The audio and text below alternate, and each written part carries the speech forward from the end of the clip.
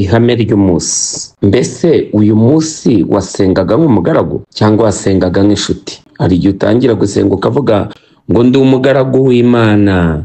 Reka dusome twumve icyo Yesu yabivuzeho. Yohana 15:15 aravuze ngo sinyibita abagaragu kuko umugaragu atazi ibyo shebuja akora, ahubwo mbise inshuti kuko ibyo numvise kuri data byose mbibamenyesheje. Amen.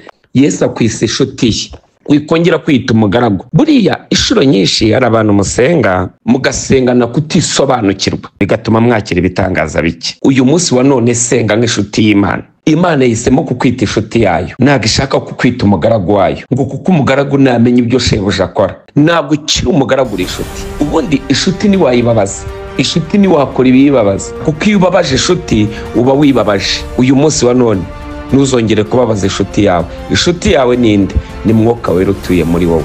Ntuzongere kumubabaza, ntuzongere kumuriza. Shoje nkubwira ngo ibukuri we biri mu bigize amahame.